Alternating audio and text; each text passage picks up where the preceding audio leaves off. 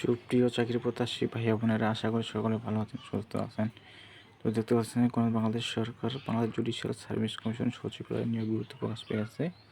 তো এখানে তারিখ দেওয়া আছে 30 বৈশাখ 1433 বঙ্গাব্দ 13 মে 2026। তো এখানে আপনারা যার যার শিক্ষা জগৎ অনুযায়ী আবেদন করতে পারবেন। তো এখানে পদ দেওয়া আছে 1 থেকে 8টি পদে আপনারা আবেদন করতে পারবেন। আর এখানে আবেদন করতে হবে অনলাইন মাধ্যমে, অনলাইনে কোনো আবেদনপত্র গ্রহণ করা হবে না। তো এখানে আবেদনের শুরুর তারিখ এবং শেষ তারিখ, আবেদনের কত টাকা ফি দিতে হবে, এখন বয়স দেওয়া আছে। যাদের বয়স 18 থেকে 32 বছর তারা আবেদন করতে পারবেন। তো সব কিছু জানাবো আপনাদেরকে, সাথে থাকবেন A to Z। আর এখনও যারা আমার ইউটিউব চ্যানেলটি সাবস্ক্রাইব করেন অবশ্যই চ্যানেলকে সাবস্ক্রাইব করে সাথে থাকবেন।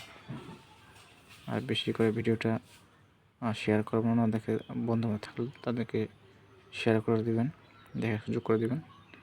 এখানে দেখতে পাচ্ছেন যে 8 নং পদ দেওয়া আছে নিরাপত্তা প্রহরী।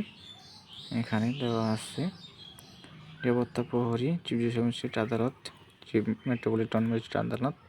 এখানে 68 জন লোক নেওয়া হবে। শিক্ষাগত থাকতে হবে কোনো শিক্ষিত বোর্ড হতে, মাধ্যমিক স্কুল সার্টিফিকেট পরীক্ষা বা উহার সমানের পরীক্ষা উত্তীর্ণ হতে হবে। অর্থাৎ যারা ম্যাট্রিক পাস করেছেন তারা আবেদন করতে পারবেন।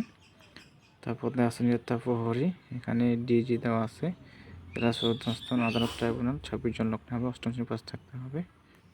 তারপর দেওয়া আছে এখানে অফিস সহায়ক 7 পদে জারিকারক। এখানে সব থেকে বেশি লোক নেওয়া হবে। এখানে দেওয়া আছে যে লোক নেওয়া হবে 299 জন অফিস সহায়ক পদে। দেখতে পাচ্ছেন যারা ম্যাট্রিক পাস করেছেন তারা আবেদন করতে পারবেন। অফিস সহায়ক পদে বেতন স্কেল দেওয়া আছে, শিক্ষাগত মান দেওয়া আছে। তারপর দেওয়া আছে গাড়ির চালক, তারপর দেওয়া আছে অফিস সহকারী কাম করে মুদ্রা খরিক, ব্যাংক সহকারী, সব কিছু দেওয়া আছে।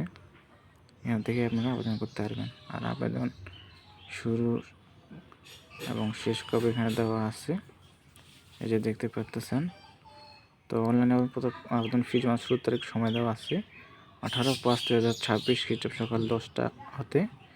আবেদনের শেষ তারিখ অর্থাৎ লাস্ট ডেট দেওয়া আছে 4/6/2026 খ্রিস্টাব্দ বিকাল 5 ঘটিকা।